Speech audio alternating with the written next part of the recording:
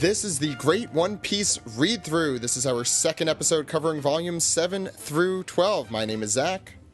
And my name is Ed. On today's episode, we have a very special guest, the translator for One Piece in Weekly Shonen Jump. We have Stephen Paul. Hey, Stephen. Hi, guys. It's good to be here. Joining us again, we have Bryan Newton, the animation director for Rick and Morty. Hey, Bryan. It's a Bryan. And joining us as our special guest this week, we have Miles Thomas, who is the brand manager and convention manager for Crunchyroll. Hey, Miles, how are you doing? I'm doing wonderful over in not so sunny Atlanta, Georgia today.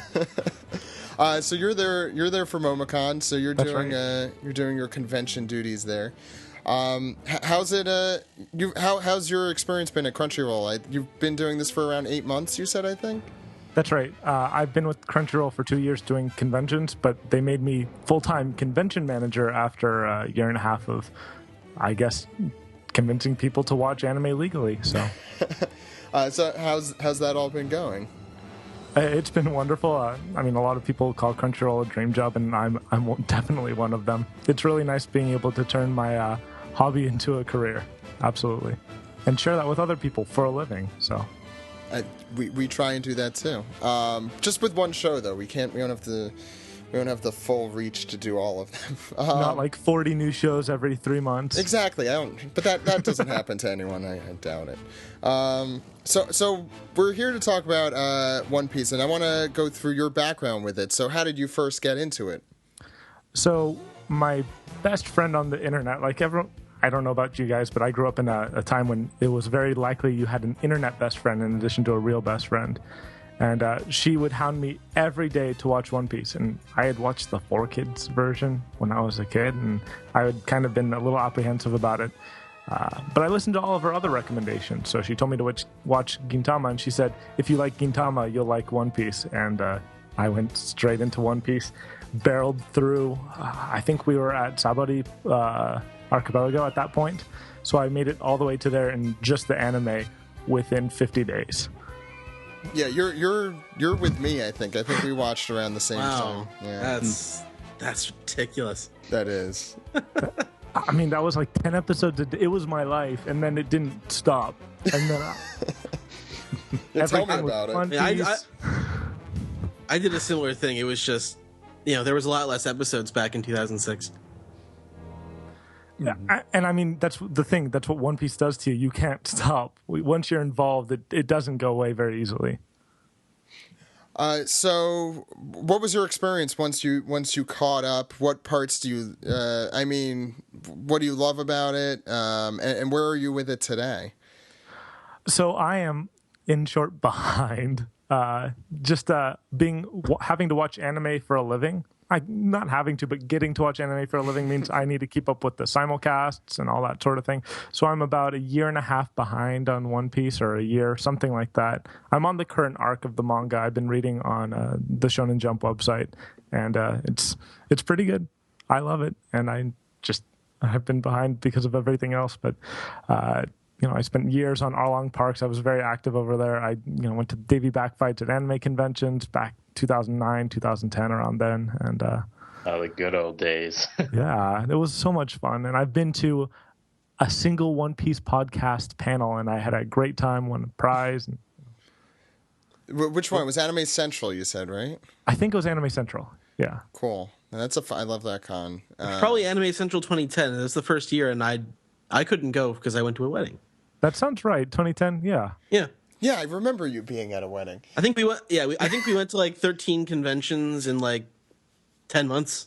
Yeah, it's not. Well, I'm sure Bryan Miles is doing more than that.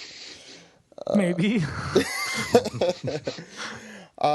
So why don't we talk a little bit about what we're covering today, and we're gonna finish up Baratie. We got to talk about the exciting part, Miles. I mean, if there's stuff you want to talk about with it, that's fine with Mihawk. But what did you guys think going through Baratie again? Ed, if you want to start. And I think I mentioned this later on in our Reverie segment, but I think this applies. It's not just a spoilery thing. I can talk about it here too. Is that a lot of East Blue is concerned with defining what pirates are and what pirates aren't. And I think we're establishing that a pirate isn't someone who relies on his accoutrements, his outward, he doesn't rely on gimmicks, basically. Don Krieg is the ultimate gimmick guy. He believes in trickery. He believes in, dirty dealing. He believes in having more military power than anybody else. He has 50 ships and 5,000 men and solid gold armor. And well, the 50 ships aren't in very good condition. Right. And he's got a giant battle spear up his butt or something. Yeah. And I don't think that's where it was. all Luffy has is grit and belief in himself. And this isn't something that it's not revisited a lot later on, I think, because on the Grand Line, all the pirates, they have that grit. They have strength internally. Or at least they have really, really powerful tricks, like some other pirates. But it's just, we really establish how much Luffy believes in himself, especially in this arc. It's really, really emphasized. It's very much about inner fiber over outward appearances and even like Dunker, even though he's about trickery, he's also when all the cards are on the table, he's like you said, he's the guy with the giant armor and the huge exploding spear weapon, and it's all kind of a show for him. Yeah, I'm surprised. Sorry, go ahead. Yeah, to be fair, Don Krieg's no pushover. He took a lot of hard hits before he actually finally went down. Mm-hmm. And his crew did too. I mean, even Pearl, who we make fun of a lot. Pearl's insane. Pearl is literally insane, which I think I don't think I really appreciated this arc as much in the anime. My first time through. We're going to talk a lot about differences, and in these early ones, there's a lot of good differences too. But I think the thing with the spear goes on forever in the anime. It seems like it goes on forever, but in here, I think he takes 2 shots from it.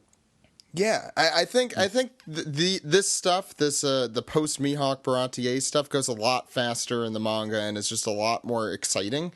And maybe it's also because I took a little bit of a break after Mihawk before going into this stuff, and Mihawk gets you all hyped up and oh, this is crazy. And then I think we talked about this a little last time. This is just bringing you down back to the reality where we are at the moment, which could be a little bit disappointing. But I think Pearl and Geen and all the little, even all of Don Krieg's little pirates, which are all ridiculous in their own way, is a lot of fun to read. Yeah, I really think that Oda designed the fight with Krieg, the post Mihawk fight, especially to highlight the dangers of devil fruits, because of the way with the debris and the water and the ever-present danger of falling into the water. And it wasn't really something that was explored in Kuro, because that was almost entirely on land, and I think Buggy was as well. They all were, I think. Yeah, I mean, in the anime, point. Alvita was on a boat, but the rest of them. This really frames your perception for the rest of the series of water being this huge danger. I mean, it's like you guys said, it's not a big deal before, but after this, you always have that in the back of your mind. Every ship battle becomes do not fall and do not turn into a hammer. And does he falls in once toward the end, I think? Sanji has to go get him, yeah. Yeah, and I like that actually happens, because I think that's the first time we see it. Well, yeah, I think that's the first time we see him hammering, guess is the word I'll call it. Yeah. The one thing that really stuck out to me when I was first reading this stuff is, like you said, there's a little bit of come down after the high of the Mihawk stuff. But I think the conclusion to the Krieg stuff on the Baratie kind of gets by because it's really brutal. It's way just kind of nastier and more bloody. It's bloody. Yeah. Like Luffy punching the spiked cloak thing, and just he gets stabbed repeatedly by the right. We really see a lot of Luffy's innovative fighting with his devil fruit. He gets the giant gavel where he does the twisting thing and hits him, grabs him with his feet and twists his legs and spirals him into the deck. I think this is probably... Sorry, Brian, go ahead. Sorry. I think even not just with the devil's fruit, but how to fight as well. He also kicked the water to cause a deterrent for Don Krieg. through the mast so that Krieg would burn it, that he'd be able to strike at him later. We see Luffy better as not just being able to overpower an opponent, but also to outthink them in a fight, which is but you can't really handy for him later. Like how good the overpowering thing is, because spike arm or whatever, Luffy punches through it. Again, it's the whole thing with the gimmick. It doesn't matter if you have a gimmick if you have more brute courage. Yeah, grit, I think is grit. Yeah, that's the word we're using. This is definitely one of the most brutal arcs that I could think of, just consistently. I mean, Sanji gets beat up by Gin gets beat up by everyone. Gin takes a poison directly to his face, and I guess I don't know when to bring this up, but it's definitely something I want to talk about because I think I've got a new appreciation for this. I don't remember if I read it or not in the manga before this read through. Is Sanji's flashback, which is as brutal comes. I think it's not like later ones we get. I without saying anything specific, which are just more heartbreaking. This one's just is tough. I don't know how else to put it. Yeah, I mean, like when I first read this, it showed the level of dedication characters will have for each other in the series. Like we already saw Shanks lose his arm in the very first chapter, but at this point, and I know what we're referring to, when Chef Zeph literally takes his leg off and eats it in order for Sanji to preserve himself while they were trapped on that island, was kind of like one of the most like touching and endearing things for characters to have. And in comparison to the anime, where that didn't happen, they had to censor that, I guess, because it's kind of brutal. It's kind of brutal. It is. It's horrifying. Yeah. And I think he mentions it in SBS. It's like, look, we can't have little kids watching, or more broader audience. I think Oda says, watching a guy eat his own foot. I mean, we don't see him eat his own foot, but even imply it, I guess. What happened in the anime again? I'm trying to remember. I haven't seen this episode in a little while. Zeph lost his leg when he was rescuing Sanji from the water. It got tangled in the chain, in the anchor chain, I think. It's not terrible. Yeah. I mean, if you're gonna, I remember that. And he cut it off. It's a way of saving Sanji when he goes down to the water, but it's almost semi-accidental. There's something so deliberate about giving Sanji all of the food and like taking the big bag, but it's actually all full of treasure for yourself.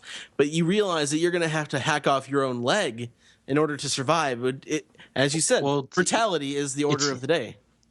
It's even sadder than that. Literally, I don't think Zeph was expected to live, so that like if they got rescued, Sanji had the best chance of surviving. They go check on Zeph, and he's dead with a bunch of treasure next to him. It's almost like he was giving that to Sanji as well. It's so much more brutal, and I think the days thing works a little better because you have the boxes 23 days, 24, and you're like, oh shit, I can't live without food for that. Yeah, I have 5 days worth of food. That's why he eats his own leg, and I think that also is interesting that it ties back into this is about a chef. This is about people who care about food, and he's eating his own leg. He's literally eating his sacrifice for Sanji, and I think that's really interesting. Mm-hmm. So any other thoughts? I mean, I think it all comes to but before we get to the SBS, sorry, Ed. I think it's really great how it comes together at the very end of the arc. I do want to mention with just that goodbye where it's like, get the hell out of here, no one cares about you. But then they of course break down in man tears. I think. Well, it's like a whole chapter of them trying to force him out. Your soup sucks and whatnot, and then they're loudly talking. This is great soup, Luffy said. And they're loudly talking on the other side of the door, and Sanji's like, I could hear you guys. And I wanted to mention about the SBS later on, where Oda says, "No, I had him take the correct leg because the plant leg when you're kicking is much more important." So that's why he takes off his. I think he takes the left. He cuts off the left leg. Yeah.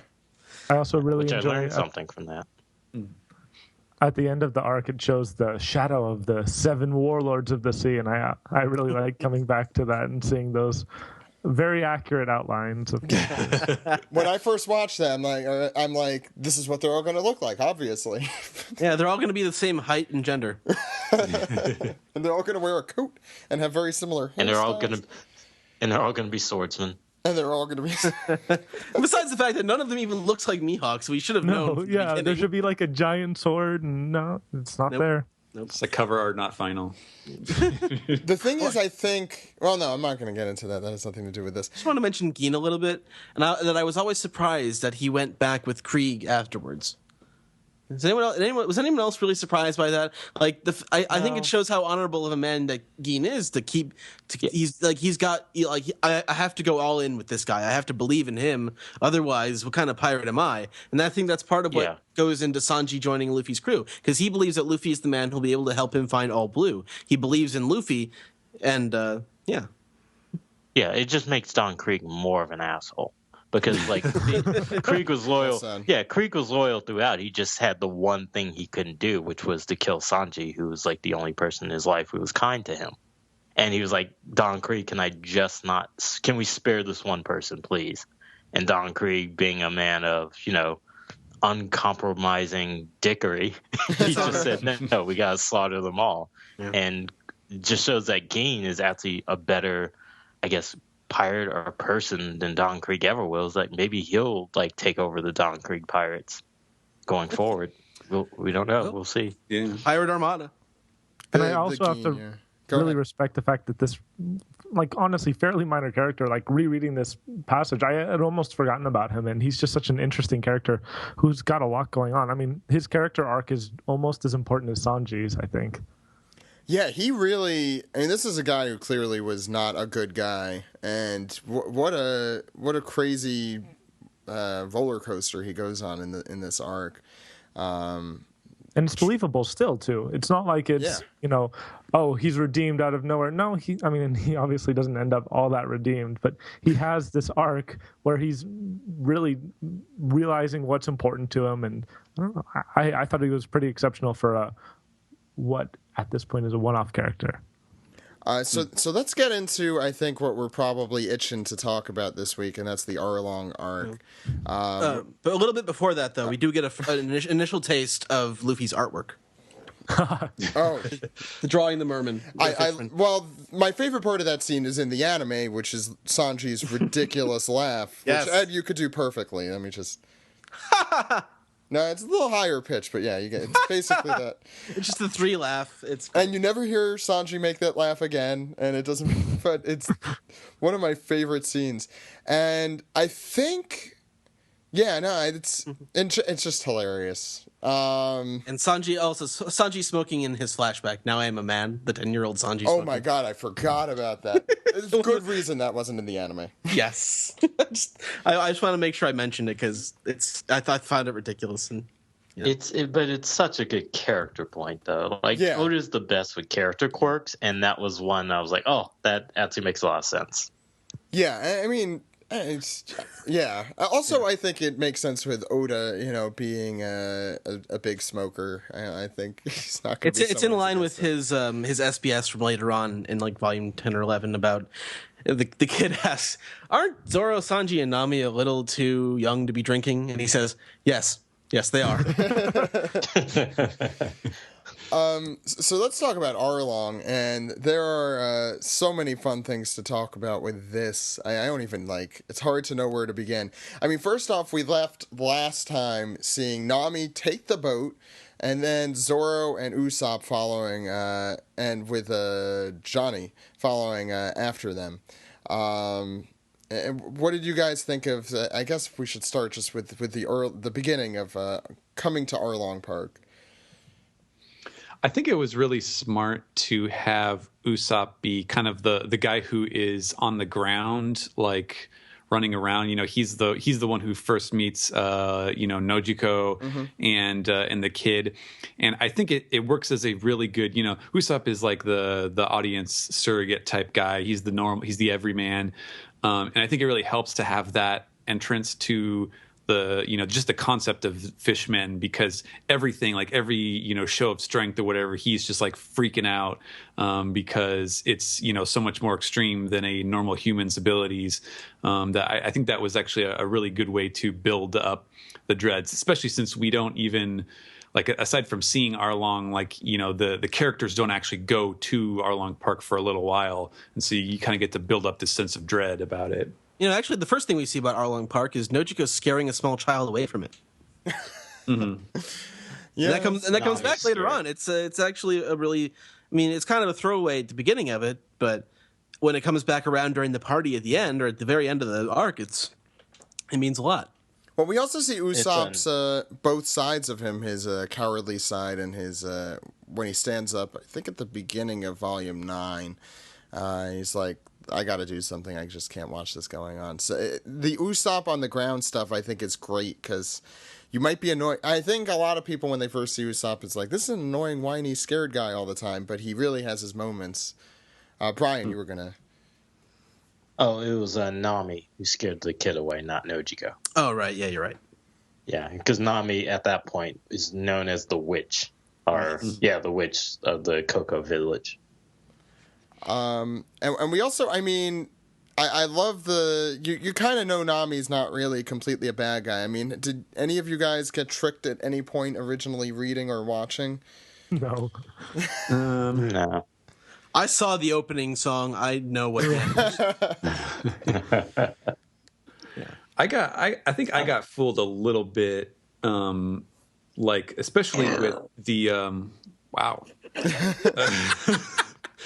That was my fault.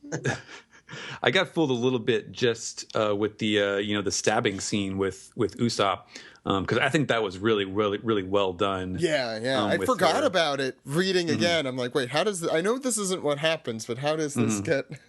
And it was actually it kind of echoes an earlier scene, because that was basically what happened with her in Buggy, where she had to shoot Zoro and she couldn't do it, so she eventually she fights back against the Buggy pirates. Here she kind of acts it out. She pretends she's stabbing Usopp, but she's actually stabbing herself, which I think in this case says more about her ability, her commitment to the Straw Hats, even with this quest kind of hanging over her to free her village, is that she would sacrifice herself that way. It's funny how you mentioned the Buggy Arc. Oh, sorry. Go ahead. Oh, it's funny how you mentioned the Buggy Arc, because her whole thing there was she didn't want to murder anyone, or else she'd be just like all the other pirates who will get to kill or remove someone very important from her. And then again, I think that's key. I think that's Go Miles, go ahead. Yeah. Sorry about that, guys.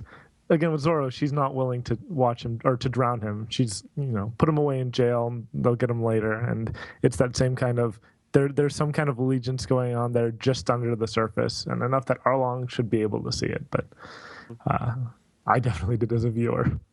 And that's what I was going to say about the about going back to Buggy. Like, her hatred of pirates, as demonstrated from the beginning, is what always had that seed of doubt in me about her, like, being an actual betrayer. Yeah. No, I agree. Do you want to talk a little about Momu? Well, yes, that is a topic of discussion that we must go through. Let's talk about Momu. What do you want to talk about Momu?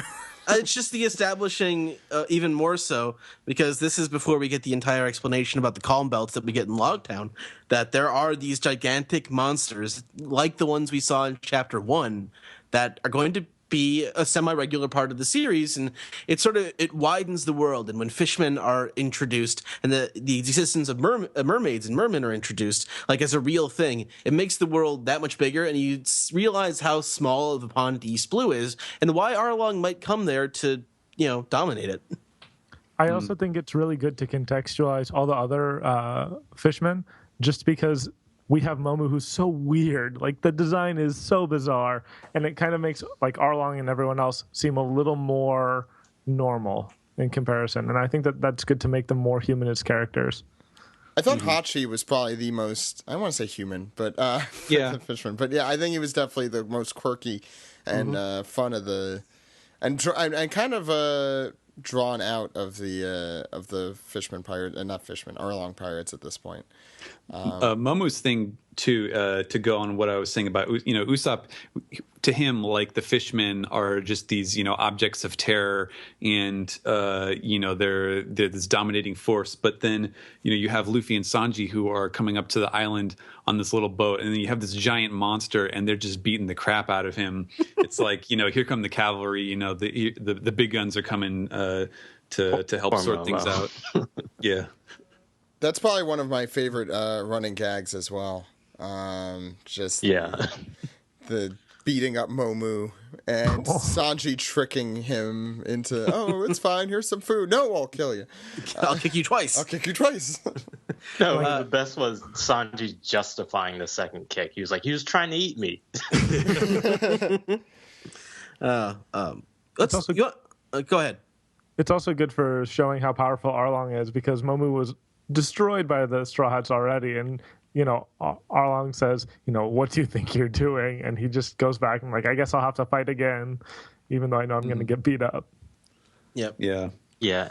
And on Arlong, I'd like to point out the one of my favorite bits of the Arlong arc is Arlong's racism. Oh yeah. Towards humans specifically. Almost every Arlong line is about humans are inferior, humans are weak, fishmen are much stronger, fishmen can breathe underwater, that's why humans are weak. Fishmen are the master race. He actually says yes, the master race. Yeah, that was a great line. Yeah. And I love it because even at this point in the series, there's something that was wrong about that. Not just the fact that fishmen are superior, but the fact that through this entire series, we haven't seen hardly any other fishmen. So it's if you guys are so great, then where the hell are you? And I almost think Oda is trying to set up that the Grand Line might be just filled with fishmen, all these powerful pirates. That's why it's the pirates' graveyard, because a human can't compete against creatures like that. So I always found that really interesting. The fact he's so kind of pro fishmen at the downplay of humans that what's really going on in your head, Arlong? What are you trying to compensate for?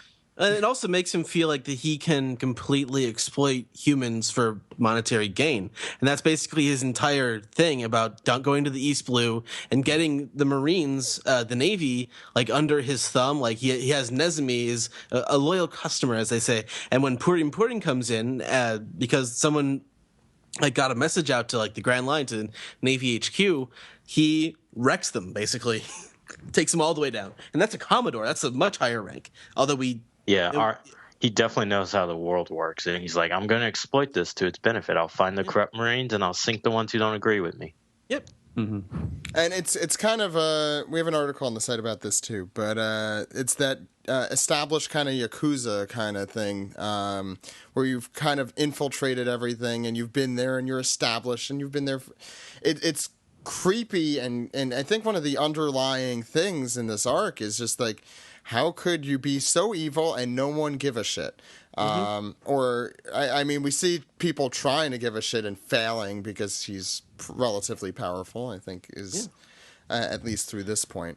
Mm-hmm. Well, he's self-aware of his evilness, too. Do you think that you can use that girl as well as I do? He knows that he's treating these people like cockroaches. He calls them cockroaches. Mm-hmm. And I guess that adds to why he makes such a great villain, because he doesn't care that he's evil. Unlike, anyone else we've had up to this point, they're not so self-aware of their status within even the pirate community. Well, I think his moral code, kind of touching also what Bryan said, is that who gives a shit about people? I could do whatever I want to them because I'm better than them. So I think he's justifying it. I don't think he would do that to another fisherman. I'll put it that way. I don't think he cares about. Maybe a little bit, because he is still a dick. Well, maybe if he saw them as race traders. Yeah, he cares about it. Yeah, he cares about his crew. Because remember when Luffy used one of the fishermen as a shield, and he got really upset over that, or when his officers were getting knocked out one after the other, he was pissed. But with Momo, how dare you humans do that to us? No, Momo's not a fisherman. Yeah. Before we get into the elephant in the room with Arlong, family, which is flashback, I do want to just talk about a little bit about how each Straw Hat kind of shines. Particularly Zoro at the beginning is just all types of badass, I think. Oh yeah. Miles, do you want to start with that? This was the best Zoro moment we've had since the first time we saw him, where he's just, beat me up, throw me around. I don't care. I'm going to stick to my guns. Yeah. Or with the line of, what's with all the bandages? Oh, I ran out of clean laundry. That was, there we go. One of my favorite lines in this show, I think I could say. Yeah. And that is Zoro. That is the most Zoro thing we see. And it continues, it sets him up I know we're 8 volumes and 9 volumes in at that point, but it really does frame him for everything else One Piece has to offer. Yeah, it's that kind of cocky arrogance that often gets him hurt. And speaking of Zoro's fight with Hachi, there's one thing that was apparently a typo in one of the earlier editions. I think is the one I have. Yeah, we heard about that. Where Hachi says, "I am the second best swordsman on this island," but what he actually says is, "I'm the second best swordsman on Fishman Island," which is a foreshadowing. Which is nice setup, yes. I love the other thing too about Hachi is he has, I think, the best line in this, which actually it was translated really well because it worked equally well in Japanese and English. But obviously the first time we see Hachi, he's kind of a more friendly figure because he doesn't realize Zoro is an enemy, and so he gives him the ride in the octopus pot. Yeah. And then later on, he's like, "Oh, that was Zoro all along." He's like, "He took me for a ride. I mean, I took him for a ride." That does work. That does work. Yeah, it does. No, I love what a funny scene where he's like, "Oh, I'm here to see Arlong." Yes, I guess. And Zoro is like clearly not even like doesn't give a shit about even lying about it, but it works so well. I love that. Yeah. Do you want to talk about family and how you make one, Zach? Is it 2 parts sugar, 4 part? What is it? No, but it's the theme of this arc is that family is what you make it. Family is what you choose. It's not necessarily something you're born with. I forgot how short this flashback was. I think it's only like a chapter and a half, 2 chapters, 3 chapters. It's barely 2 chapters. In the anime, it was a few episodes, right? I think it's like maybe an episode and a half. I haven't seen it in a while, but it's not terribly long. I'm going to check Crunchyroll. I think it's a really well paced thing because there's no filler in it. Like everything that is in the flashback, like every panel, tells you something different, and it's very like sparingly told, but it tells you everything you need to know. I think it's very vivid in that sense. Yeah, it's 2 episodes. Okay, so. Yeah, and I think it's really the first flashback that kind of makes you feel the way that the One Piece flashbacks end up making you feel every time from here on out, where it's Oda really doesn't hold back. He'll save all of the emotional outcomes for these flashbacks rather than putting them in the main story, and I think that really works in setting up the characters. He earns it. What an emotional punch in this one. Oh my gosh. And the fact that Luffy doesn't even hear it. Same thing. Luffy doesn't even hear it. And Zoro doesn't hear it because Zoro falls asleep before it starts. Maybe Zoro heard in REM sleep. I don't know. We can't can't discount that. That's true. Of course, REM sleep. They set it up so well. You see a little bit of their family life before things go to hell. And I love how they set up and it kind of is, as Miles said, representative of how we see arcs in the future. I think, Miles, you said that. And the fact that you get all the minor characters set up, like Genzo, pre-Scars, just the Doctor, the other people that I can't remember the names of. Yeah, and I love that we see Genzo getting his scars as a direct result of that. Like that's a great piece of character development there. Yeah, but and the fact that Belmare was a Marine, she was this punk kid who became a Marine, and she brought home 2 kids from the battlefield. She was basically left for dead. These kids were left for dead. They found each other and they made a family. And Genzo and the Doctor, they try to provide a way out for them. Like, all you have to do is, deny that you're family. You were just having us over for dinner, and the kids can run away. The kids can be safe. But Belmare understands that you don't sell out your family, and this is it's really an important lesson for Nami to learn, because I feel like she's been betrayed and been abused for the last 10 years. Yeah, and it's that the fact that Belmare did that for her, it's the animating incident of her life. And this is the definition of family that One Piece uses for the rest of the series. It's what, I guess Nakama, right? This is how the crew sees each other. All right, bleep that, Zach. Yeah, please do. It's too late. It's a dirty word, I understand. But but it does. Like the family, the sense of family that the crew has in later arcs is defined right here in this flashback. Yeah, and it even works perfectly because if I'm going to also use Miles' phrase, when Arlong refers to Nami, he also says Nakama. He says shipmate, crewmate. So it's kind of like that extra sting that pissed Luffy off. He was like, you don't understand the meaning of the word. Yeah. And the fact that after Belmere dies and Nami goes to work for Arlong, she is sacrificing herself so that people don't get hurt. And she realizes that she can't have friends, that she can't have people be close to her, people that she trusts, because they will get hurt. They will get killed by Arlong. She's not allowed to have that anymore. And it's the fact of her being able to, like Sanji did, believe in Luffy, that he is the guy who, he's the guy who's going to become the king of the pirates, and she can believe in that, and then she can also believe that he will be the one to beat Arlong. So, and she asks him for help. Yeah, and it's also great because I feel like the reason why the Arlong arc is so important, because this is what the entire series has culminated to this point.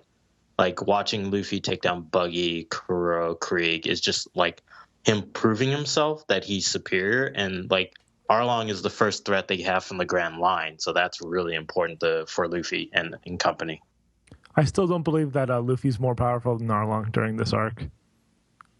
I think he is. I think so? The weird thing, it's not like Dragon Ball Z or Dragon Ball where it's like, I gotta fight and train more to get more powerful. I think Luffy starts the series pretty damn powerful because, he had been training for 10 years between when we see Shanks and when he sets off. And I don't think we've yet approached, besides Smoker a little later on, I don't think there's a villain here who is not within his caliber. I think one of my favorite lines that comes a little later in Arlong here is, look, I don't know how to navigate. I don't know how to, cut people. I don't know how to, whatever they each do. Cook. I don't know how to cook. I don't know how to lie. I don't know how to lie. And Usopp's like, hey, what? But and then he asks, what can you do? And he's like, I could kick your ass. And it's just, that, I think, out of all things, is the best encapsulation of what Luffy is capable of. And I think he can. I think, of course, I don't think Arlong and Luffy are, too far off in what they're capable of, but I think Luffy was that strong and is that strong that he could kick Arlong. And also Luffy is disabled significantly for part of this arc where he's well, until for like the middle third of it, he's stuck in cement and thrown into the ocean, where he is not breathing for 5 chapters. But before we talk about the final fight between Luffy and Arlong, we should talk about Usopp in this arc, because I think Usopp actually has the most personal growth in his fight. He does, where he runs away, and that's what he does. It's what he knows how to do. But then he's able to hide in the forest and fight off Chu. Is it Chu? Mm-hmm. Yeah. Yes. Yeah. Chu. Yeah. You have to imagine that exactly his face. And there's this scene with Usopp where he's thinking of the ways in which he will excuse his failure to beat Chu, and then he realizes what a fucking scumbag that would make him, and how bad of a crewmate that would make him. And he mans up and he beats the guy with fire and in his rubber bands and a hammer. So, yeah, one of the most incredible turns in the series, because that moment is why Usopp's one of my favorite characters, because unlike Zoro, Sanji, and Luffy, you don't know how Usopp's going to win a fight. Mm-hmm. He's not as strong as everybody else. He will never be as strong as them. So he's like, I have to outthink these people. I have to outthink these monsters. Mm-hmm. And when and just to reiterate how he wins that fight, when he throws the grog, the alcohol, and then shoots the lead that spreads the alcohol across Chu, you just think like, oh, he's doing like a trickery move. He's doing a punk move. But you don't realize that's like the first 2 parts of his plan to finally light this guy on fire, since his initial fire star didn't work. But he's like, hey, alcohol's flammable. And then he lights him on fire. It's such a great turn. Such an amazing turn. Yeah. And one more thing that I wanted to mention is that Arlong really makes a really bad strategic mistake, kind of showing how he isn't very smart, in that he intends to have Nami working for him forever. But Nami believes that if she gets 100 million berries, I want to touch on this, and gives it to Arlong, that he will free her and free the well, not necessarily free her, but free the town at least. But then Nezumi shows up, and he's tipped off Nezumi that she has all this money, and without it, that was really the only thing binding her to him, was the hope that she had that the village would be free. And by taking that away from her, she really has nothing binding her to him except for fear. And the fact that she believes in Luffy and that Luffy can kick his ass is that's all she needs to ask for help. Is she believes that it can happen, so she asks for help. That moment was so infuriating. Not like just like as a plot point. God, do you feel for Nami there? Because you also see her collecting it for a decent amount of time from Buggy on, and you see how important it is, and now you know how important it is because you went through that flashback that just brought it to such a fore. It's painful. Yeah. He has some really, really great just illustrations of, when she is like possessed with fury. Like you've never seen Nami or, just about anyone except for maybe Luffy, that kind of angry up to this point in the series. Right. And like when she's stabbing her shoulder. Yeah. From the tattoo on her arm. I'm just like, even in the anime, just the squishing noise that it makes, like when she's stabbing over and over and yelling Arlong, screaming Arlong. I'm just like, oh my God, this is almost as bad as taking your leg off and eating it. almost. And I'm just looking at that panel where she's like reaching around at the scar, and you see Arlong cackling in the background, and I almost believe she would have taken her arm off if Luffy didn't stop her. Yeah, and it also harkens back to the fact that Nojiko got a tattoo of her own to, I think, to show Nami that she did still have someone that even if she couldn't be honest with the village and she was doing it for their sake, she was still able to be honest with Nojiko, and that was really Nojiko's way of reciprocating, sort of becoming a marked woman, because the tattoos in Japanese culture have a different meaning than they do in American culture. This arc, in addition to family, it's also very much about strong female characters, strong women, because that's Belmare's thing about, I want to raise daughters who can be strong in this era. Yeah. And Nojiko and Nami represent that perfectly. I also want to mention the overtaken scene, as we often call it, which is probably one of the most iconic scenes. And it also comes, I think, the chapter. I can hear the music with you just saying it. And it also comes with, I think, that the color spread and the other page, I think, that's been mentioned a lot on Twitter of the Get Ready or Start Up or. Okay, let's stand up. Okay, let's stand up. This is clearly a very big moment. Stand by that one. Sorry. And if you think about that scene, you realize that Luffy isn't wearing his hat in that scene because he's given the hat to Nami. Yeah, and I mean, what did you guys think the manga compared to the anime, and just this scene as it affected you first? Miles, if you want to start. I mean, I mentioned the music because this is really where the soundtrack of One Piece really started to be something that I resonated with me, and every time I heard it from here on out, I'm like, this is bringing me back to these moments. I guess that's kind of the advantage of anime in this regard. The manga is excellent. Just like I said, I was rereading it for this show, and the scene has just as much power in as it does in anime, but I was tempted to just open up my computer to that song. with good reason. Steven. Actually, it's been a while since I've seen the anime episode, so I don't remember that particularly well as far as the changes that they might have done. But the whole sequence, just from the moment of betrayal to her, just kind of letting it all out. She has this just cathartic rage, and then pleading for help, and finding out that everyone else has her back. Going right up to the basically Luffy kicking down the door and punching Arlong it's absolutely an iconic sequence, and definitely one of my favorites. Favorite part of this arc. It gives me chills just looking at these pages. Any other final thoughts about the Arlong arc? I really think we could talk about this all day. You want to talk about the fight between Luffy and Arlong a little bit, and the end of it and the end of the arc? As long as we start from after he was stuck in the water. Yeah, absolutely. It's a really kinetic fight, and I think it actually progresses. It seems to progress faster in the manga because they don't have to stretch things out for the anime, basically. Is that a pun? Yes, it was. Totally on purpose. But the end of the fight with and they do all the shenanigans with the teeth and the sword, but getting up into that map room and just him destroying her life's work. There's nothing tying her, nothing at all tying her to this man anymore, this fish man. That was but it was still amazing. so devastating. That was a really clever turn. Yeah.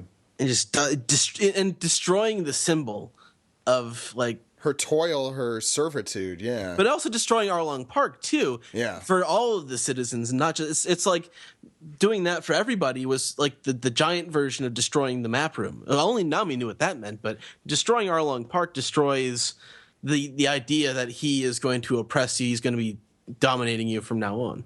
And with Greg last week, we talked a little bit about the everyman in One Piece.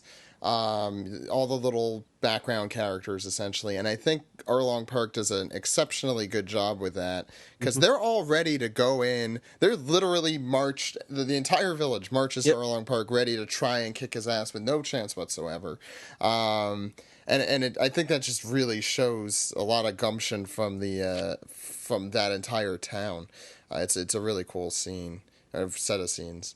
I love the fact that Zoro was able to do this entire arc with all of his wounds from the Mihawk fights. Well, he does fall asleep in the middle, and the doctor does have to give him some crazy ass stitches.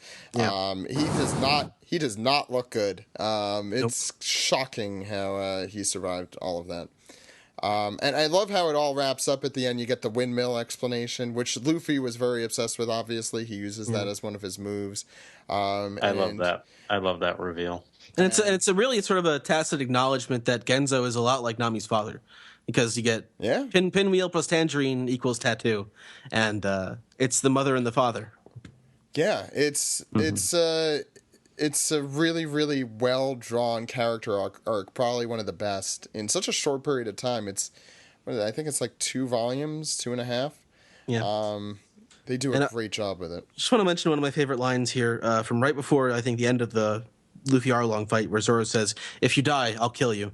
Luffy. Everyone has quips, I think, right in that scene, but his is the best. And we talked about Sanji's goodbye. Nami's goodbye is stealing everyone's wallet. Which I guess is equally good.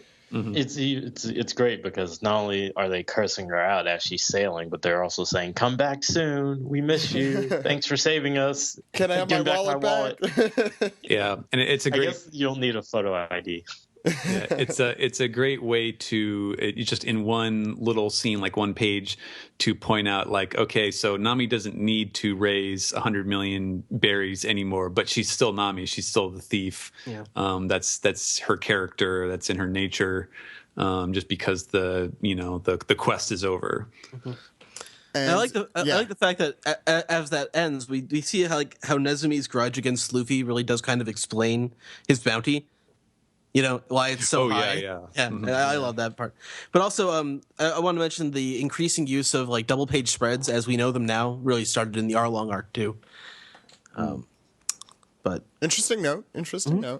And also Johnny and Yokozuna go on their own way, which I still feel like I was the only one who really loved those characters. Well, you love them so much, you'll get their names right eventually. No, I won't.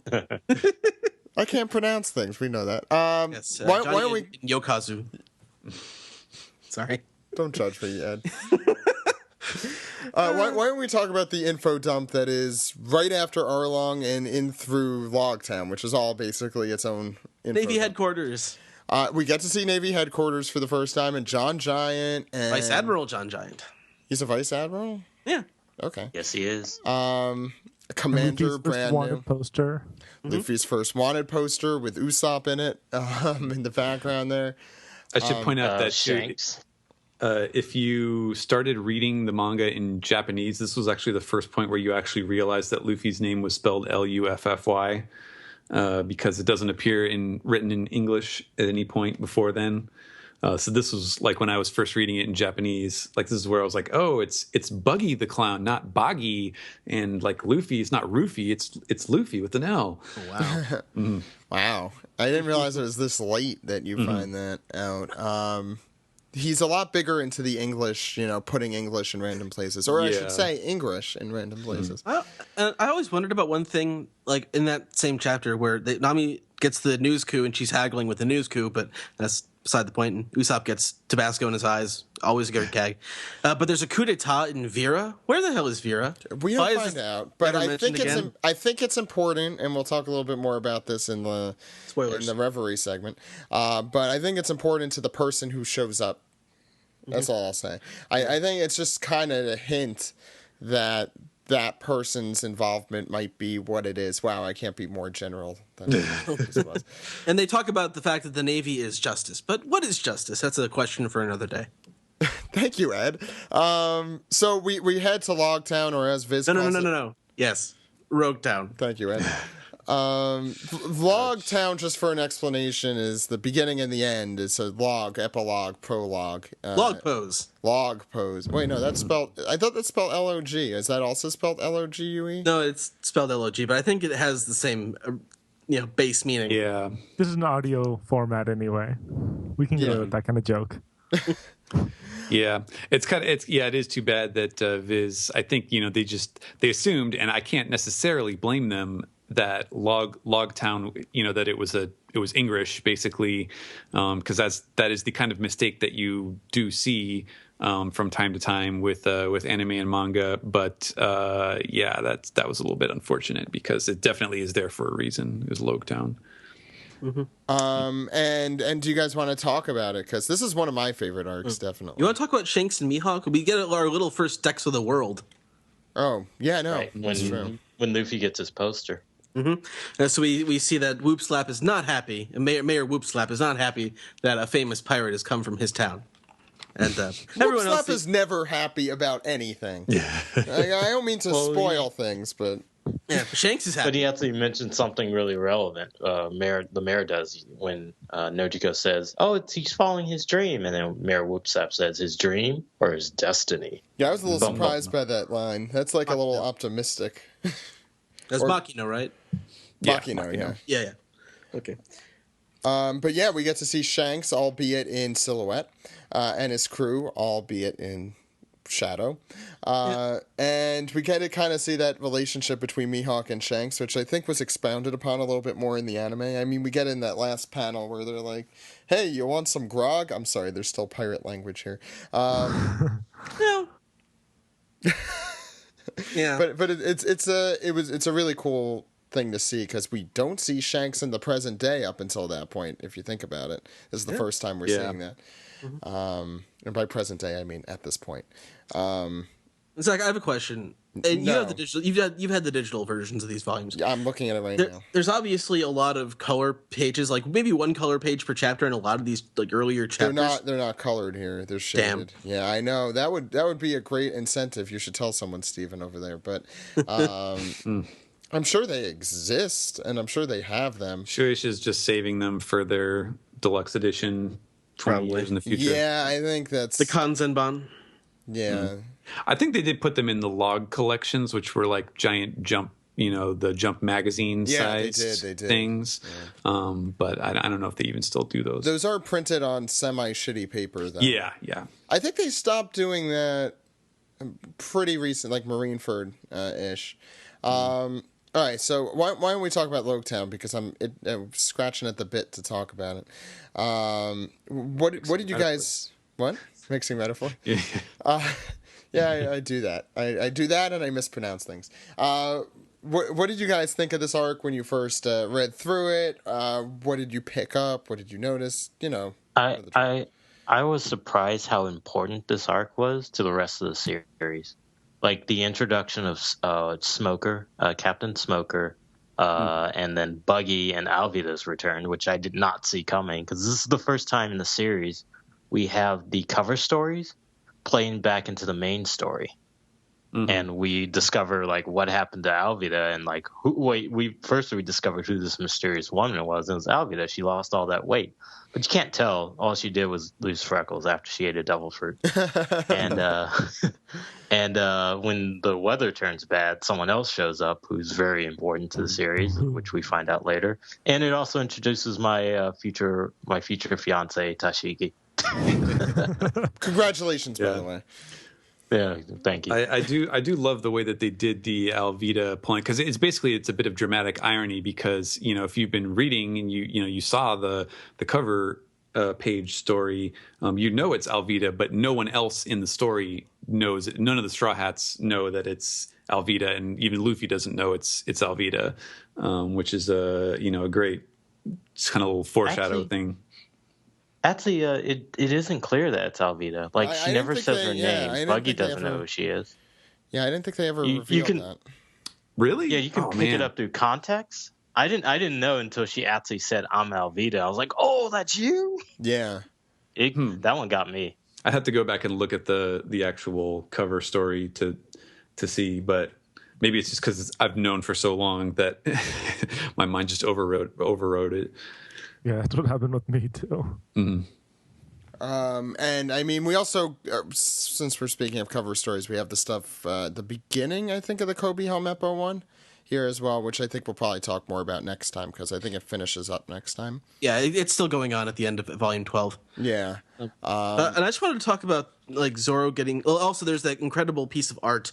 There's a whole third of a page is taken up by Luffy and the scaffold, and it's like a blank white background on it. Mm-hmm. And even though there's all these people in the square, it doesn't matter to him. All that's there for him is the scaffold and him. It's but with Zoro getting his swords, I think probably my favorite, definitely the highlight of this arc, or one of the highlights. We get the explanation about the 40 high grade swords, the 21 excellent, and the 12 perfect grade swords. Yeah, and the way Tashigi talks about it, and how unnerved Zoro is by her, and the fact that she is very clumsy, and which is also what led to his friend's death.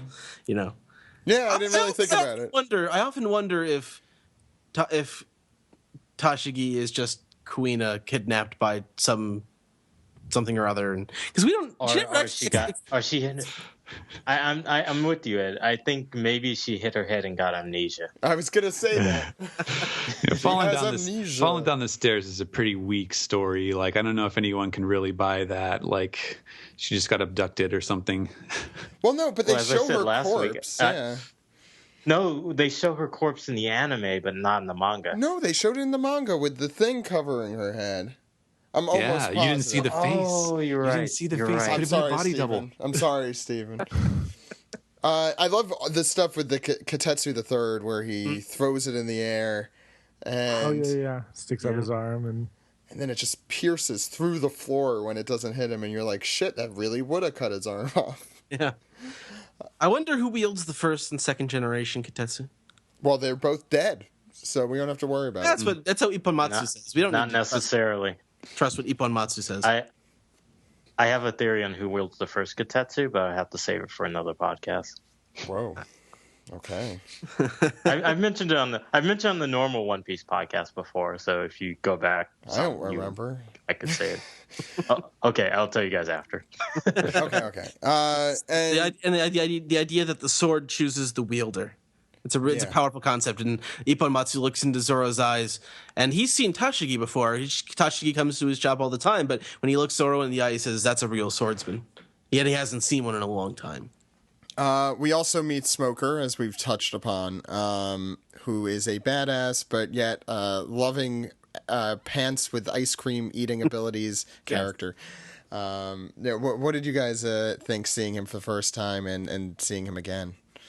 Oh, that's such a good introduction. I mean, again, Oda is managing. I looked back, and there's not very many panels that Smoker's actually in, and yet you have this very visceral reaction to him, and you know who he is by the end of this arc. And I think it was very important to introduce him at this point to show that not all Navy officers are either corrupt or incompetent, like Pudding or Nezumi or Full Body. Yeah. No, I completely agree. They do a very, very good job with that. He is kind, he is ruthless, he is efficient, and he's great at his job. And he reminds us that the pirates are the bad guys usually. Yeah, which is easy. I think Luffy makes a joke later in the show. It's like, oh yeah, we're the bad guys. I forgot about that. I mean, also with Alvida and Buggy around, they're still the pirates being terrible people. And then we get the mysterious thunderstorm and Ooh. the execution and the mysterious character that we can't talk about. What We discuss like Luffy laughing in the face of death a lot during the Reverie segment, so I don't know if they'll hear that when we go on to the next segment too. Yeah, but God, these are some of my favorite moments. The one that starts off volume 12 and the chapter 100 and chapter 99, and just seeing this mysterious character who is clearly, I'd say, on the level of Mihawk. You know, someone who's very strong, someone who's clearly influential and important to the series. But who the hell is he? Can we also talk about how funny Luffy is on the execution platform? Go ahead. With like he's like, oh, you have to, like, he's like begging for, like, doing the half-hearted begging for forgiveness, and he starts like sulking, but then right at the end he's like, sorry guys, I died, and then laughing, and it's such it's an emotional roller coaster where he's making light of it, so you don't really think how serious it is, and then it gets very serious very quickly, and when Luffy acts the way he acts, it's so unusual. Yeah, no one would. Very few people laugh in the face of getting executed. And who would have thought the series ended there? But it's over. But in general, these are some really cool things, and I want to talk about the difference with the anime, because the anime does something interesting, and it takes ideas Oda had and just didn't have time to go through since he was trying to get to that 100 chapter mark to get to the Grand Line. So we have Daddy the Father. I don't know if you guys remember that episode. We get a little more with the elephant fish, which does show up here, but isn't there like a whole contest or something with that? Yeah, there's a cooking contest with guys with weird faces. Probably one of my favorite parts is also going to that bar with that guy talking about Roger. It was also a really cool additional. We also get a flashback of Smoker as a child witnessing Roger's execution. Yes, that's a ballsy move. It might be. He kind of implies it, I think, in a part. He says something about talking about Roger's execution and seeing it or something. Well, he knew that Roger also smiled during the execution. So either he was there or he heard about it later. Yeah. Oh wow! I just noticed something. Daddy the Father is voiced by Toru Furuya, who just came back and voiced a very important character recently. Right. That was talked about. And Daddy the Father is someone who Oda drew and planned on using, but didn't have time to use.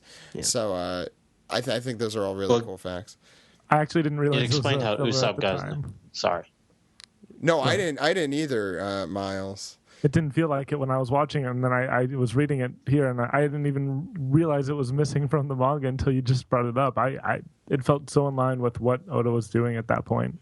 Yeah, well, what the anime did, which was smart, is that they tied it into things that would actually come into play, like the elephant, fish tuna, and Usopp's sniper goggles.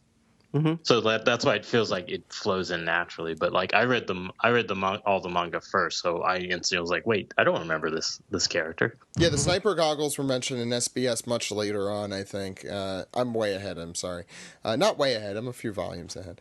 But they do mention that, so they're taking very good ideas that Oda has already put forth and expanding on them, and that is good filler. So I guess that's it for Loguetown. We actually get all of Laboon in volume 12, which is a fun little arc, and I forget just how crazy it is. I mean, we get a little bit about the Calm Belt. I probably should mention. Ed, if you want to. It's a mystery mountain, Zach. Of course, the Mystery Mountain. How could I forget? But I just want to go back and say that Smoker yells at Tashigi a lot more than I remembered. Yeah, he's kind of an ass. A little bit. with her. And there's also, the whole bit like at the beginning of chapter 100 with like Zoro versus feminism, where he's discussing like his problems with Tashigi. And like she wants to be treated equally. She wishes she was a man, and they have the whole thing about like, you talk exactly like this girl I used to know. And I don't think it's feminism. I think it's just that's just what I wrote, and I thought it was funny in my notes. Good for your notes. No, I think it's just she's reminding him so much of her. Yeah.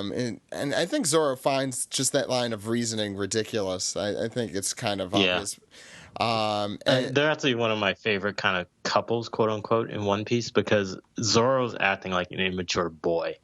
Yeah. Where he's like, he can't admit that he likes her, or that he has like any sort of like, even like feelings of friendship or affection towards like, hey, you look like my lost friend. That makes me feel. He has to instead like stop looking like my friend. Yeah. You copycat captain or copycat marine. Yeah. He's just like they're both children in a sense. There's also the little goof up, I think, with I don't know if they explain what Sea Stone is, or maybe that's not explained yet. But with Buggy and Elvita, they're trapped in a prison bullet. Yeah, I think that Developed was by the know Navy at the time. Yeah. for use against Devil Fruit people. Maybe Buggy didn't understand. No, I think they say maybe it's in my corrected version. I think they say Sea Stone in this, but it's going to take me a minute or two to confirm that.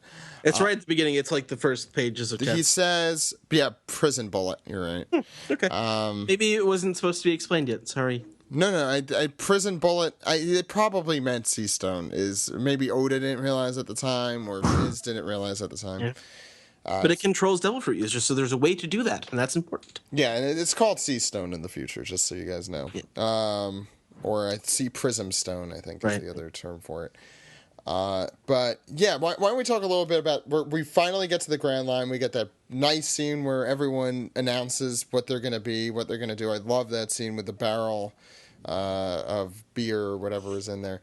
When we were watching that test dub episode back in Dallas, that was like, that might have been the first time I actually saw that calm belt scene in the anime.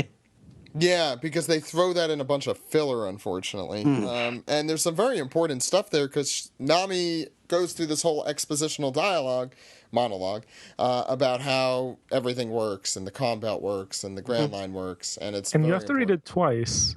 You really do. It doesn't actually make very much logical sense, the way that the, reverse mountain and all that works, but it ends up being, so important to the series, and I think it's really cool. It makes perfect sense if you listen to my crackpot theory in the Reverie segment. That is a crackpot theory. You're really hinting at a lot of what we're about to do. But the whole scene getting up the reverse mountain's great, and then what they find the second they get down is probably not what any of us expected when we first read this. The biggest whale any human being has ever seen by far. I love that 2-page spread there, just showing how enormous this whale is. Yeah, I remember last week, I think it was you, Ed, who was comparing a lot of early One Piece to Disney. And I don't think that was me. It might have been Steve. That wasn't you? I think it was Steve. Yeah, I think it was Steve, yeah. Okay, that was Steve.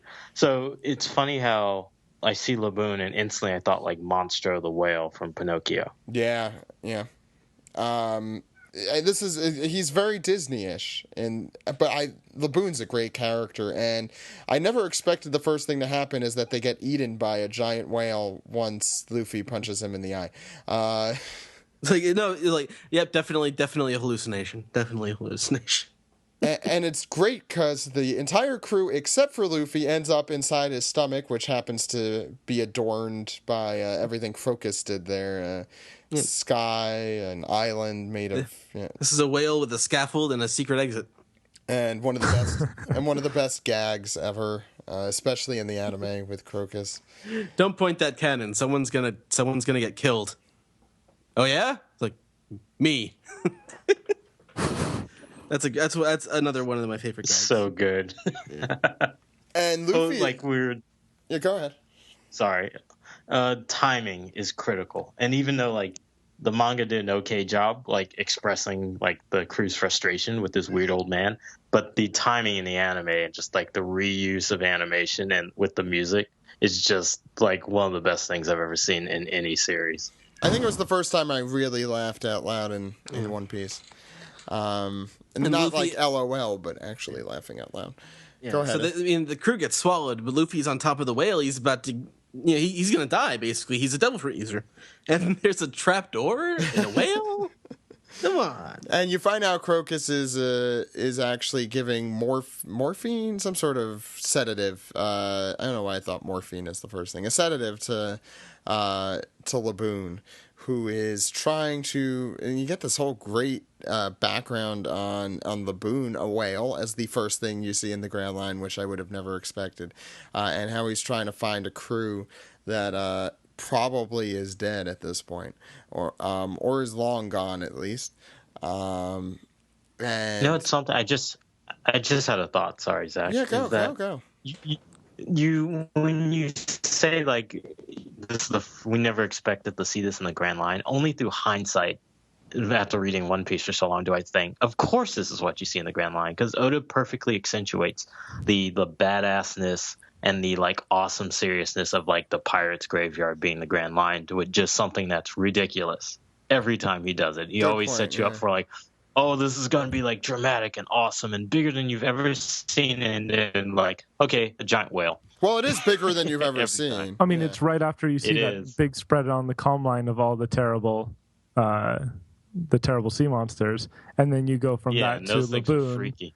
and Laboon dwarfs every single one of them. So I think that's kind of neat, that it shows that maybe there's more danger, but there's more than meets the eye on the Grand Line too. Very well said. And is there anything you guys want to talk about specifically with this little Laboon arc that besides just the very general overview I gave? I found it really emotional, despite it's like a very short arc. Literally, I think it's not even eight chapters. Yeah, it's But like the half fact the that- volume, I think. Yeah. Yeah, but his backstory, the fact you got this tiny little whale that was basically a pet to these pirates who came to the Grand Line 50 years ago, and he is so distraught over being abandoned by them that he's ramming his head into the Red Line, which is this giant like continent wall, to break through in order for him to reach the other side to either get back home or to get back to these pirates somehow. It's just like, it breaks my heart every time. Much like how what's the dog from Buggy? Choo Choo? Choo Choo. Or Choo? Choo Choo. Yeah, it's the same thing with Choo Choo. Oda just learns how to like personify animal-like characters to give them very human kind of like emotions or dedications that I don't think very many other series do as well. I think animals Interesting. having an animal, you know that they could evoke emotions in you with just like even a look. I think Oda does a very good job. He's definitely an animal person, if you can't tell, by what we've seen so far. Very true. Probably one of the most important things to happen in this arc, though, is that we get a gigantic exposition dump on how the Grand Line works, which is important since this is our first time here. Before that happens, we get Miss Wednesday and Mr. Nine, Which we'll who see a are- lot more. Yeah. Yeah, next. and they're next trying video. to. They're whaling. They're whalers. They're trying. No, we're whalers. Whales on the sea. Thank you. Yeah, thank you. I think they're just trying to get the meat to bring back to the town that we're going to see to feed the town. Right. But they get dumped overboard pretty unceremoniously once they escape from inside Laboon, And then thrown back on board a little bit later. and we get the unluckies, Mr. 13 and Mr. Miss Friday.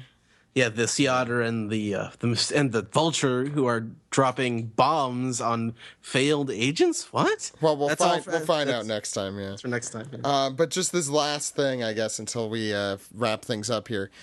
We find out the Red Line works. There are different magnetic fields. There's a log pose. And we find out the last island is Raftel, which is probably very important.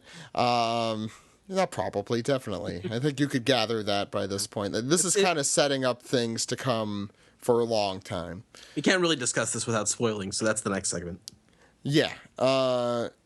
Any other thoughts? I'm going to stop there because Volume 12 goes into Whiskey Peak, which I'm sure you guys read, but I kind of want to talk... So much fun.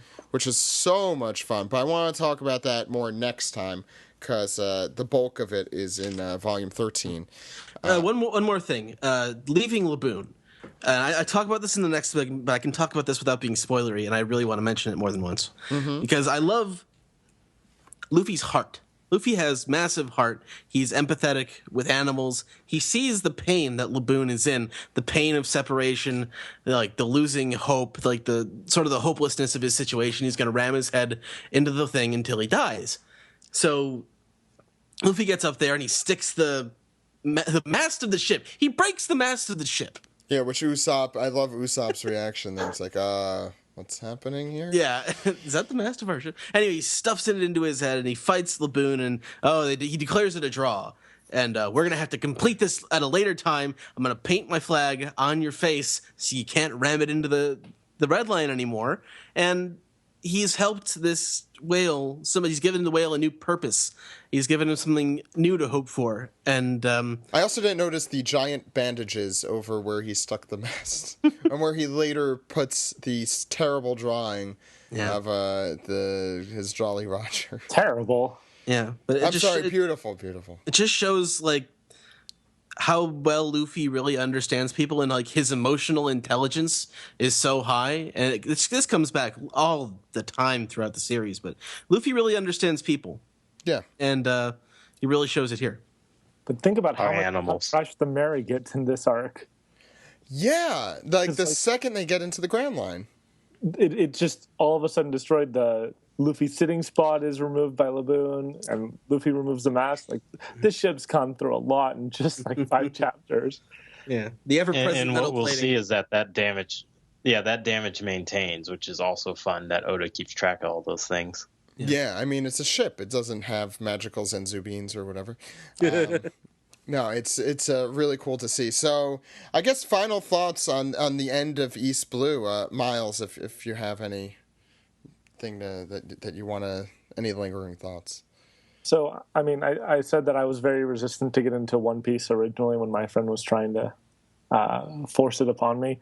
It was kind of this last little bit that pushed me over the edge into, falling in love with all the characters. Like, the Arlong Arc was good, and that was the first, in my from that perspective, when I was so guarded about the series, the first good arc that I didn't have to, justify anything. And then Laboon was the first arc that actually really hit me on an emotional level. I think I might have even cried when I first watched it. So this is where One Piece takes off for me, and really glad to be here to talk about it since it's so important. It's a good thing 4 kids skipped that, right? Sorry. Bryan? Yeah, East Blue has a very special spot in my heart for being the first arc I had in One Piece, and I always think back on it as like it sets up so many things beautifully, and you still get a sense for what kind of adventure you're going on. And the entire time of the arc, it's always talking about the Grand Line's coming, and we're finally here, we're finally to the Grand Line. And I always say to people when I recommend One Piece for them, if you can get to the Arlong Arc and you're still not enjoying the series, it's just not for you. There's no way you can get through all of East Blue, the first 100 chapters, and still not like be interested or get it. That to go any further at that point is pointless because it only gets better from then, and the whole thing is set up for how epic and large the series eventually becomes. Very well said. Ed, any final thoughts from you? It's East Blue is the place where we assemble the pieces that are One Piece. We talk about themes of Kuro and Buggy and Baratie and Arlong, and that all culminates in Loguetown. It's like where One Piece, the series, becomes this unified thing that it knows what it is by the end of East Blue and by the time we enter the Grand Line. And you realize that this was all just prologue. This is 10, 12 volumes of prologue before we get to the real thing. It's a 75-volume series at the moment. Yeah, exactly. 77. And One Piece is fully formed at this point in the story, and it's just it's ready. It's time for the real story to begin. Yeah, it's like One Piece on a microcosm. I think that's a very accurate point. It's because you see this kind of structure again, a bunch of arcs that kind of might be intertwined, might not be intertwined, and then people coming back from the beginning again. It's that same kind of thing comes back on much bigger scales every time we see it again. So yeah, very well put. Why don't we get into the Reverie, and then if you don't want to listen to spoilers, you could skip to our final segment where we'll let you know what's happening next time. You guys ready? Yes.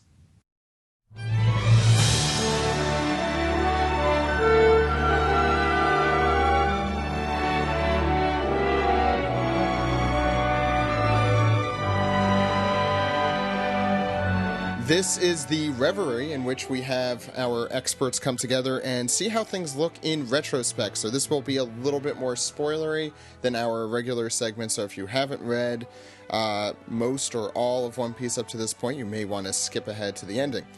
So first, with us, we have Ed. Hey, Ed. Hello. We have Steven. Hey, Steven. That's me. And we have Bryan Noonan. Hey, Bryan. Hola. So why don't we start? We're going to go through each arc and kind of, in retrospect, we can talk about it generally or little things that pop out at you, what you think about it. Why don't we start with the Krieg stuff? Is there anything... I mean, we talked about Mihawk, and obviously there's a lot of stuff about Mihawk that plays in later, but that was last week. 2 weeks ago. I'm sorry, that was 2 weeks ago. So what did you guys think of everything else? So, I mean... There's a lot of stuff. What do you hope to see? What do you think looks crazy in retrospect? Ed, do you want to start? Are you ready to start? Sure. I think Oda is being, I don't want to say heavy-handed, but he made his theme of the Krieg fight clear in talking about free will.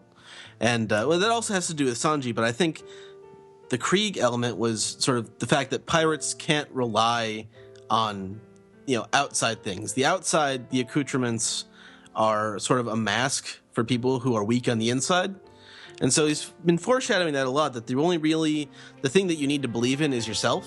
And it's a common theme throughout pretty much the rest of the series, but you're sort of defining here in East Blue what pirates are and aren't, and what real pirates are and aren't. And that's definitely true.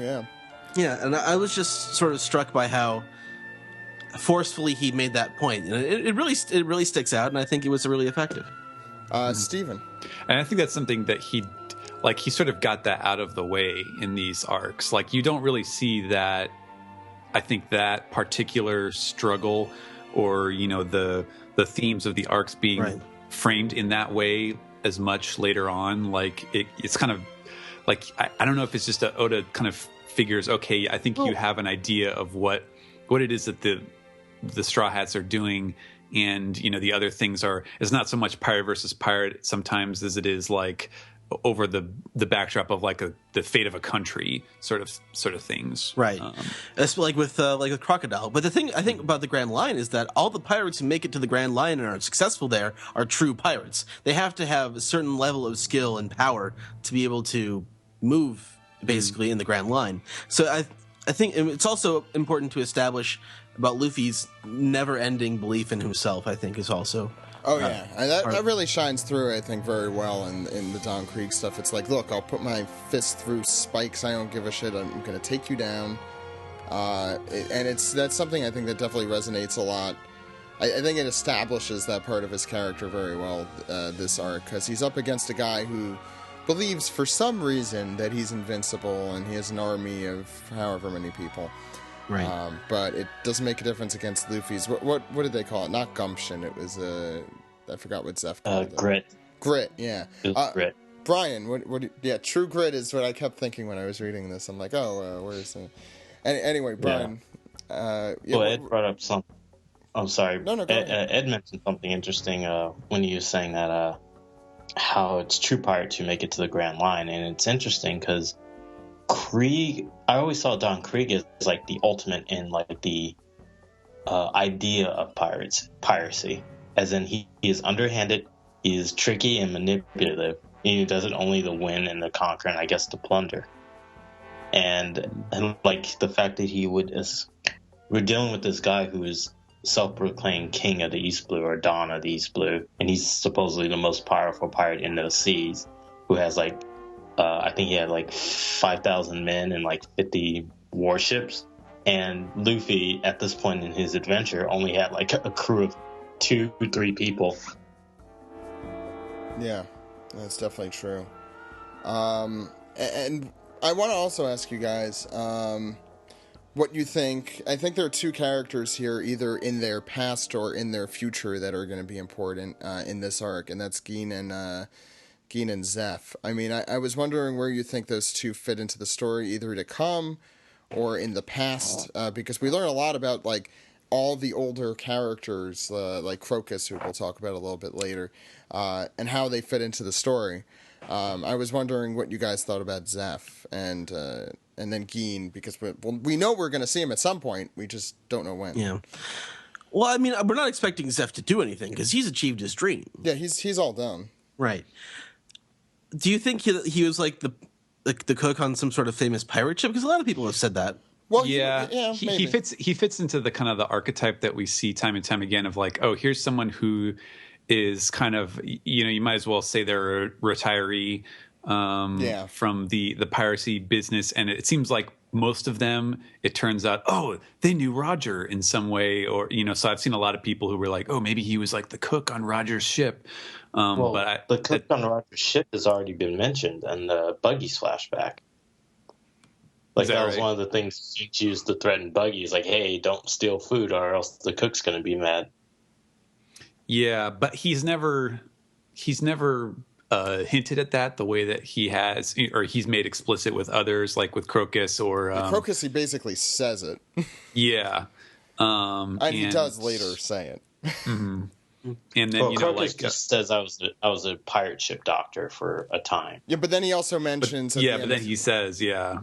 Roger, Yeah. Oh, how are you doing, Roger? Oh, wait, you're dead. And Dr. Kureha as well, although I don't know necessarily that she was related. But, you just get this picture of like, oh, all these old hands, like these old veterans, like they all kind of knew him. And I think Zeph, even though we don't know that he fits into that mold of character, I think. Well, I think that kind of fits. I mean, there's obviously a lot of parallels between Luffy and Roger that we see early on and later on. I think Loguetown shows some great early parallels with that, which, again, we'll get to a little later. But I think having Roger touch all those people in some way is a lot like Luffy, who's not just, going by the same people and impacting the same people, but everywhere he goes, he impacts everyone around him in some way. Mm-hmm. So I think it's cool to think, oh, there was a story where Roger kind of did the same thing. We don't have to tell it, but it happened. Mm-hmm. Do you want to talk about some characters who were first mentioned in the Baratie Arc? That would be great. Yeah, Ed, go ahead. One word, Jinbei. Fishman Island. We should probably talk about the very end. There's like just that one chapter where you get like an info dump that you don't realize is such a crazy info dump until later. I know, right? Yeah. I just wanted to mention it. Well, no, that whole thing is like in retrospect. I think there's like just that whole speech that Yasuku made. I think it was Yasuku. Talking about Fishman Island here. I'm trying to pull it up in front of me as well. Talking about. Well, he also mentions the government for the first time. I recall the government and the warlords. Yeah, and he for some reason Yasuku sets the stage for everything to come here. We get the introduction of the 7 warlords. We get the introduction of not just Jinbei and the Fishman pirates, but kind of how that whole thing went down in a way and how Arlong separated from them, which is easy to forget about. Right, since Jinbei... Yeah. Well, we should explain that since Jinbei became a warlord, they disbanded his pirate crew. Right. Yeah, and as Yosaku put it, they dispatched Arlong to the East Blue, although we know that's not really the case now. Actually, I think that's kind of a misinterpretation of all that we've learned prior since. I remember, like, when these early chapters are happening, that people thought, because when we first are introduced to Mihawk, he's solitary. And when we see Crocodile, he has a secret organization. So everyone seemed to think that in order to become a warlord, you have to disband with your crew. But I think the deal Jinbei struck was that we found out the deal he struck with the government, but that had nothing to do with like him not being a pirate captain anymore. That was just like, I'll become a warlord if you release this dude. And that's how Arlong ended up in the East Blue. No, I don't think. Go ahead, Brian. Sorry. Oh, I was just saying, I don't think in order to become a warlord, you can no longer have a pirate crew. Because that would also be the same for... It would defeat the purpose, really. Yeah. Yeah, they need a crew to, like, maintain their position. Yeah. I mean, as we learned, Flamingo has a very large crew, and... Kuma doesn't. Hancock does. Moria does. Blackbeard definitely did. Yeah. I think most of them do. Mihawk is just clearly always solitary. I don't know what the deal with him is. Yeah. I mean, he lives on that island alone. Of all the warlords, we really know the least about his history. We know very little about him, which is weird since it's the first one we saw. He spent a lot of time with Zoro. Yeah. And we know somewhat about Kuma and Doflamingo and Hancock, and a little less about Crocodile, actually. We know a lot more about his present than we know about his past. His past has a lot of questions. Yeah, that's true. We know a lot about his dreams and his motivations. I think we know a lot about Crocodile. We know lots about Buggy. We know a lot about. Yeah. Yeah. So why don't we talk about Arlong? And I'm sure we could talk about this for a while, but just seeing things in retrospect, I mean, obviously this is a kind of pivotal moment for everyone reading One Piece, but kind of in retrospect, how did this arc strike you rereading it? Still holds up, I think. It's still really good. Yeah. I was really enjoying myself up until Arlong, and I don't mean to sound like I wasn't enjoying myself after I read it, but I was really sort of emotionally struck by it. And like even though my opinions of Baratie and Kuro in particular increased, I found that they still did not meet my passion for the Arlong arc, the Arlong material. And also, I think the art took a real step up during the Arlong arc too. Yeah, it looks way better. I'm sure we already talked about that. There used to be a lot more color pages. I've been mentioning that. But I is there anything like, I mean, in retrospect, for me, it was definitely a lot quicker than I remember. I think that's kind of part of that 100 chapter thing that Oda was clearly striving for here.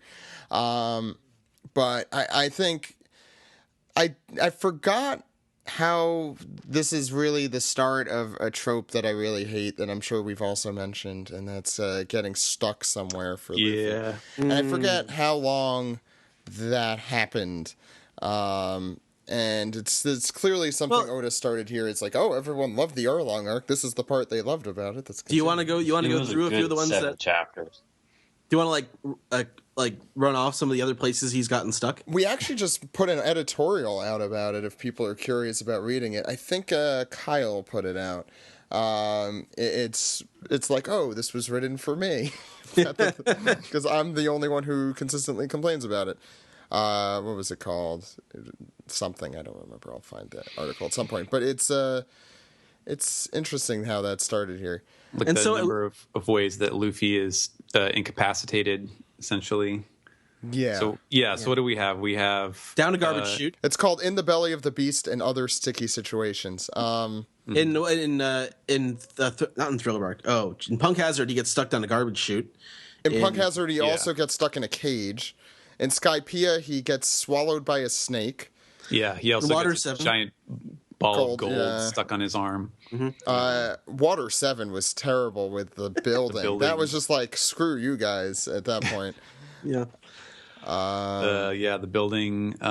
There was I don't know if it counts as much as being stuck, but in Alabasta he got basically defeated in the desert and left for dead. And then that I thought was more legitimate. I mean, he did get defeated. Right. Yeah. What about the cage they all fell into in Alabasta when they were trapped by the banana duck? That was that had some great banter, which I'm sure we'll talk about. That's some of my favorite banter. Stuck in a cage in the Buggy Arc. Yeah, that did annoy me. I forgot to mention that last week or 2 weeks ago, the last episode. You guys get it. It was frustrating. So we start to get a picture, and we get the chart in the SBS, but we start to learn a lot more about the Marines. We have we had Full Body, but he was just one guy. But now we have Nezumi, Pudding, and the rest. And you see, I mentioned this on Twitter when I was going through it. How the hell is Purin, or however the hell I'm supposed to correctly pronounce his name? How is he a Commodore? It's like, what is Smoker doing wrong? He's in East Blue. I don't know how. East Blue is a weak C. We know that. And what was Nezumi was here? I'm on the page. He's Taisa. He was captain. Yeah, he's a captain. Jeez, poor Smoker. Captain Nezumi. Again, an East Blue captain. I think it has to do with branch and like headquarters as well. I think the other thing is Smoker just wasn't trying that hard to move up the ranks. That wasn't when I say trying that hard to move up the ranks. I mean he's not looking to impress. The Navy is like any other institution. Like not everyone climbs the ranks because they're a badass. Some people are just like politically connected or just conniving enough that they are just going to gain authority. Yes, that's the interesting thing about Smoker. Since obviously we do see him here in this stretch of books, is he's very clearly he's one of those guys who is not interested in like playing the game. He's not a ladder climber type of guy, but his skill is such that it's going to happen one way or another because he's such a valuable asset. But there's a part where he has a line where like someone says they're telling him what to do, or they're worried about what don't leave Loguetown. Don't leave Loguetown.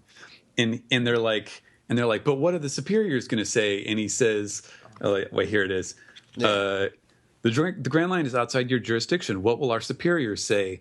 And Smoker says, you don't tell me what to do. Go tell them that. Like, I'm pretty sure that's the entire point of a superior officer is to tell you what to do. Any competent military, he would have been thrown out years ago. Yeah. So well, I mean, the thing is, he's very good at his job. Yeah. Since we're talking about Loguetown, totally. we might as well talk about Smoker in Loguetown. Well, remember, like when we meet Black Kachina, she says almost the exact same thing. It's like we graduate at the same time. You should be in a much higher position by now. He's a loose cannon. I mean, he wasn't thrown out, but he's essentially punished by not moving up. You blew up 4 city blocks, McGarnagle. These blocks were already messed up. That's right. Never mind. But Smoker, I mean, for me, getting into One Piece, Smoker, I mean, I'm sure I've already talked about this also, but Smoker was the kind of the thing that brought that about, like really got me into the show. And he's established so well, so early on, him and Tashigi. And it's really interesting to see kind of how established of a character, how quickly Oda just lets you live in his skin in a way. You see the part with the ice cream, the part you just mentioned, just his ruthlessness when it comes to, look, I got to do my job, I'm going to do it well, and he does do it very well. If it wasn't first Logia user too. He is, and I mean, he unfortunately gets a little bit foiled by the highest bountied individual in all of One Piece, as far as we know. It says explicitly. I mean, that's right. I just wanted to go back to Arlong for a second. I was surprised to realize that the March on Arlong Park was pretty much invented for the anime. Yeah. That does not really exist in the manga, and I was really surprised by that. But it's really a scene. It's a silent scene, so it's kind of hard to depict in manga. And the music is really, I think it was designed to sort of enhance or accentuate the music in that scene. But that's not really a spoilery thing. It's kind of a the good guys show up in town at high noon to confront the bad guys type Western scene. Like they're all marching in a line towards their objective, which is the bad guys in town. Mm-hmm. And just to put it in go ahead. As far as comparing it to that scene to the anime, there's certain things the anime accentuate, which is that march, but there's also certain things that the anime sometimes loses. And I remember this because I read the manga first before I saw the anime. And the shot where Luffy is asking which one of you is Arlong, and then he just walks over and like punches him in the face, cold cocks him. And the anime was so good the manga is so good at conveying that, because there's literally like Luffy walking to Arlong and saying which one's Arlong, and the very next panel is just a giant like Luffy punching Arlong and his face twisting. And like the speed of which you go from one page to another page, that hit just seems like way more dramatic, where in the anime, if I recall, there's a long pullback where Luffy's pulling back his fist and like holds it and then like hits Arlong. I was like, wait, how he couldn't see that coming? He literally walked right next to him, drew back, and then like, I'm gonna hit you now. The SBS kind of establishes some really cool things. I mean, we talked a little bit about the Navy rankings. He established that Kong would exist, essentially, that there's a commander-in-chief, which I found very interesting. Because I think everyone forgot about that. I think that's fair to say. I certainly did, yeah. Oh, I guess maybe people just thought it was the 5 Elder Stars. I think maybe people also sort of didn't really think about it that hard. Yeah. Right. It's not explained with any detail in that it's just a list. It's like, oh, well, we've never seen this guy, or this rank or whatever. So, but it's really cool how he brings it back. Let's say 40 volumes later or whatever it was, much later. So yeah, why don't we talk a little bit more about the characters of Loguetown, because a lot happens. I mean, not only do we get these are basically establishing all the people who are following Luffy through the rest of this journey through the Grand Line. This is also the first time we see Dragon, and it's done in as epic a way as possible. I mean, you talked about at how long episode 100, chapter 100 is, and It's 26 pages. It just opens with Dragon's face, and reading this, knowing who Dragon is, the fact that Dragon is Luffy's dad, the fact that Dragon almost definitely, I think I'm positive after having read this again, he has to have wind powers or thunder some sort of Weather powers. It was just really cool to read. I don't know, what did you guys think about that? He's a character that inspires awe. Like, you don't understand what to make of him, and he's clearly... I mean, Smoker has been wrecking fools all throughout Loguetown, and he's incredibly powerful. Yeah. And Dragon's just like, whoosh, away with you. You get a sense like... nothing, yeah. It's the size of the series. You're like, well, this guy will obviously come back soon and be an important player. Nope. Dragon's by far the most mysterious character in all of One Piece, even then, and continues to be like well into like nearly 800 chapters now. Yeah, we have no idea anything about him, really. And he says that the world is waiting for our answer, but exactly what's the question? The question is, who is going to save us? I guess, yeah. I mean, I think... we know... Bryan, go ahead. Sorry, we know now that like Dragon is the head of the revolutionaries, which was the big reveal we get later. So, like, he's, like, counter to the established natural order of this world. And we don't know why he's engaged in this or what he plans to achieve from that. Yeah. I found just rereading this, the Loguetown part in particular, and this is something that I'm sure we'll bring up time and time again, but this is really the first case of... kind of one of Oda's classic, like, I don't know what you would call this, like his mid-saga, like, it's kind of like half an info dump and half of like pull back the camera sort of tricks where, you're in between these big, contained story arcs, and he shovels in a ton of stuff about the world that kind of changes the way that you look at it and gives you a better perspective of how things work and what the bigger picture is before sending you back into another adventure. Because in this case you've got Loguetown, you get this kind of like, this is a place that has a lot to do with Roger. It's kind of tying back into the background of the series. You get Smoker and Tashigi, who are these kind of embodiments of a certain type of kind of moral justice within the Marines, and you have Buggy and Alvida coming back, which you did not assume that Oda was going to do this sort of thing. This is kind of like one of those first hints where it's like, oh yeah, he's totally going to keep bringing back these characters, and then like Dragon is basically just like the cherry on the top, where it's just like, your mind is already reeling from all of these new developments, and this guy is clearly like the most mysterious and kind of foreboding of all of them. And it's the same sort of thing that we'll see, like in the post Alabasta stuff before Skypiea, and the stuff after Enies Lobby, before Thriller Bark, and all these. It's one of those classic, like just really incredibly rich slices of the story. That's definitely why it's one of my favorite arcs, Loguetown, and. Want to talk about the other D? The other important D at Loguetown? Goldie Rogers, Zach. Oh, right. Yeah. I think it's important to look at the fact that Luffy is the kind of guy who laughs in the face of death. And even with what we know about Roger now, like his real name, his children, that fact that he knew that he was dying before he went on his final voyage, and we still don't really understand it. Like the laughing in the face of death. It's like, I was curious what you guys thought about it. What sort of the parallels could be with Luffy and Roger, knowing what we know now. Bryan? I always thought that Roger and Luffy had like a really deep connection. Now we understand the connection, but like Luffy's sense of awe when he went to the execution place of Roger, and Luffy's whole drive to become the Pirate King, I always figured like Luffy was directly related to Roger in some way, and that this is like a way of him fulfilling it. But obviously the time of Luffy's birth with Roger's execution didn't quite make sense, but now we know that who the real link in that chain is. Maybe it has something to do with what he saw with the One Piece, with Raftel, and the fact that, and I'm just realizing this now, but I've been thinking about this parallel between Luffy and Roger for a long time, and the fact, and I didn't even realize this, the fact that I keep predicting that Luffy will die at the end of the series, die towards the end of the series. I think I've been drawing a direct parallel with Roger, and it was something I hadn't really thought about until reading this and thinking about it just now. I mean, Luffy has that parallel. I mean, as we mentioned earlier, with the hat and everything. You know, I agree.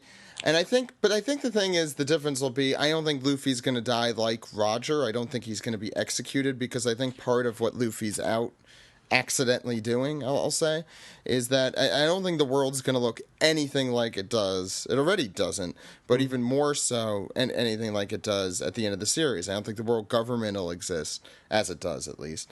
Do you ever wonder if the world as we know it, with the Calm Belts and the Grand Line and all the land like it is a direct result of what the world government did at the end of during the Void Century? Definitely. They remade this world in their image, and they put the dangerous thing, because to be frank, the Lost Kingdom from Ohara looks a lot like Raftel from Chapter 100. You know, I'm almost certain that's what this world is. I agree. It's like something almost orchestrated by the government. And even if they didn't create the incident themselves, they definitely exploited it to their advantage. And what does this have to do with the giant astrological model in the library at Ohara, which Sai's been posting about on Twitter lately, and it's made me very interested. No, the astronomical parts of One Piece just strike me as very interesting. I think it's established pretty early on in One Piece that those ancient kingdoms, the original one and what becomes the world government, were probably way more advanced than we could imagine. So something, and the aliens, and there are aliens, and there's. I hope we go to space one day. I really do. Or at least have the space pirates come down. Either way, with Eneru on some sort of arc. Eneru and the Spaceys. Yeah. But I am so interested in the world, and in these 6 chapters, we really learn a lot about how the world is constructed, with the Calm Belts and the Grand Line and the Reverse Mountain, and they're all really weird. And I think we see, it looks like it's almost constructed. It's like a canal, the Reverse Mountain. You have like the little gates over it. Mm-hmm. So that makes me, there's a lot of like ancient mythological kind of looking ruins around all of these things. And it would not surprise me if Ed, I think that was very astute of you. I think it's very likely all somewhat orchestrated, which makes me interested. How the hell do you sculpt a world like that in your image? Zach, you gotta remember, Shirahoshi is an ancient weapon. Part of the power of the ancient weapon is to control the Neptunians, the Sea Kings. And maybe that's how we get the Calm Belt. Bryan, what? Oh, don't forget about Pluton, which can destroy islands, supposedly. Also it's a ship. Yeah. What's the other one? It's Uranus, Pluton, and Poseidon. Neptune. Poseidon. Yeah. Neptune Poseidon, would only make too much sense. Do we know what Poseidon does? Poseidon is no. Poseidon is Shirahoshi's weapon. Yeah. So who's and Pluton Uranus? is a giant weapon. Uranus is in space. We don't know what Uranus is. Oh, that's the one. That's the one. It has to be in space. I can see it. Like, yeah. Why go to space with Eneru's cover story if you're not going back to space? Yeah, it could be sky as well. It could be sky. Yeah. That's interesting. That's very interesting. But why don't we talk a little bit more about Laboon? I mean, we talked about Crocus a lot already, and I rewatched a little bit of the what is it? The stuff Season 6, Voyage 4. No, season like the beginning of season 7 stuff, and reread the beginning of season 7 stuff, and it's really interesting seeing the relationship between Crocus and with Rayleigh and Crocus, and talking about Crocus and being on Roger's ship. I mean, it's very strongly hinted, and I didn't really realize. I don't think any of us realized how strongly hinted it is, but it's kind of there as clear as day once you know. It's one of those things. But what did you guys think of this arc in retrospect? If there's anything else that stuck out at you. This arc is a lot of Luffy being Luffy. You know, Luffy has that sort of empathetic. I mean, the whale can understand human speech, but he sort of feels it on an empathetic level. And that he's waiting for these pirates that Luffy knows are never going to come back, and Laboon is just unwilling to accept it. So he comes up with a creative way of making him not hurt himself. And the good that he does now pays off in spades later on, because the fact that he knows this whale and has done good things for him is the reason he has a musician on his crew now. He also stabbed him in the eye, though. Punched him in the eye and stabbed him in the face. Oh, I'm sorry. I just read that. Tomato. Yeah. No. I think what's the main guy's name from Brooks Pirates? Calico Yorkie. Yeah, I mean, we see him. I'm almost positive. That is clearly him. It's his hat. Yeah, in the 2-year cover story later, I think that's clearly him talking to Crocus now, because they do leave it very ambiguous whether he died. And seeing that story, I guess that really doesn't have to do with this that much, but seeing that story begin here, and then thinking about how Oda really wraps it up and brings it together in Thriller Bark, I never in a million years would have guessed that. That is such a cool thing to think about. Steven, any thoughts on this?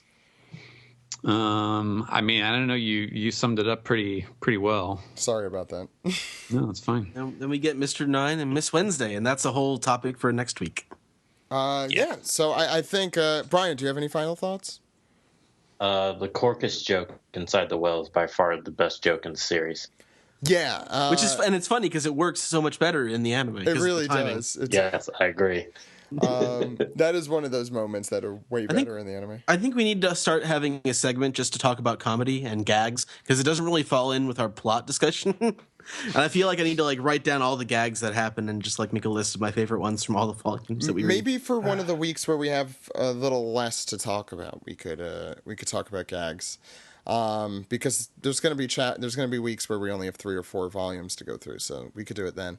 I think that concludes our Reverie segment. Thank you all for coming on to talk about, how things look in this perspective, in a future perspective. Thank you, guys. Aliens did the Void Century. Don't believe sheeple.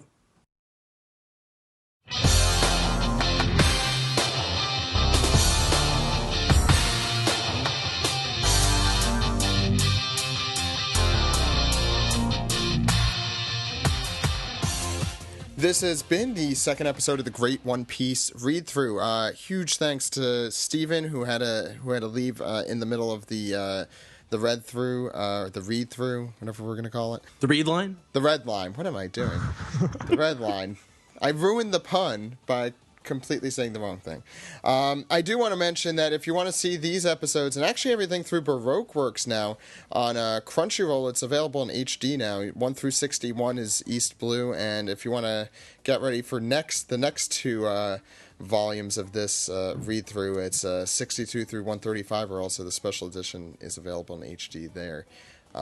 Good timing there. I'm going to completely credit you, Miles, if you're okay with that. I had nothing involved to do with it, but I'm very happy we have it. Next week, we're going to be covering volumes 13 through 17, so that's going to cover Whiskey Peak. That's going to also cover Little Garden and Drum Island, and we'll pick up the next week with the entire Alabasta arc. So that's going to be volume 18 through 23.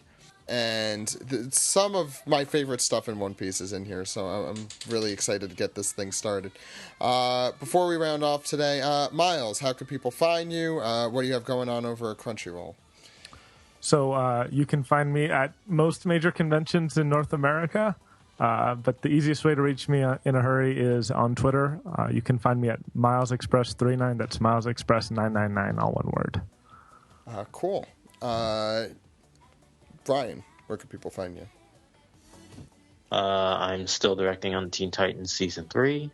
And Season 2 of Rick and Morty is scheduled to air, I believe, July 26th, which is probably a Monday.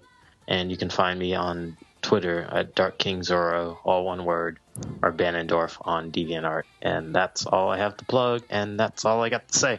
I think it was a Sunday, actually, not a Monday. I'm not sure, though. Oh, well, I suck. Before we go through how to contact... Oh, no, well, actually, that's just... How do you contact us?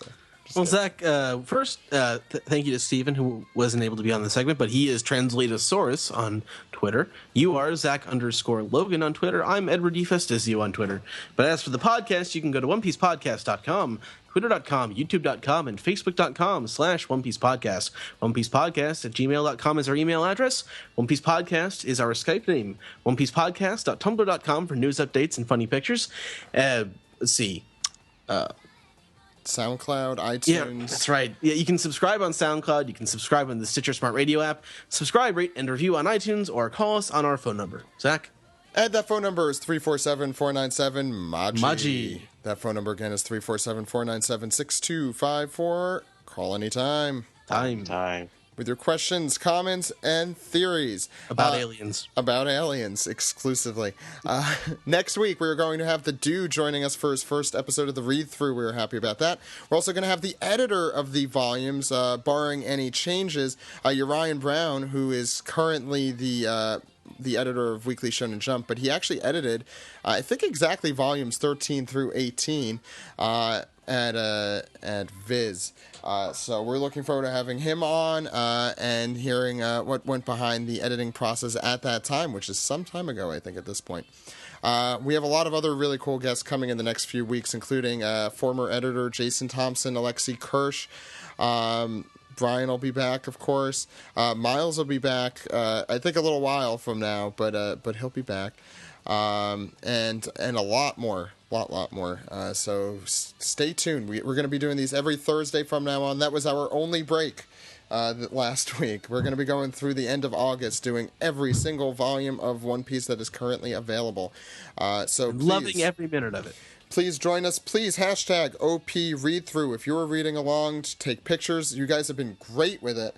It's really, really cool to see people reading along with us and seeing which parts stick out to them and going through a lot of details. We can't really go on this podcast without it running around 7 hours instead of what I assume is 3 hours, which is still too long. But I hope you guys enjoyed this episode. I hope you guys enjoyed the last one. Please tell your friends to read and watch One Piece.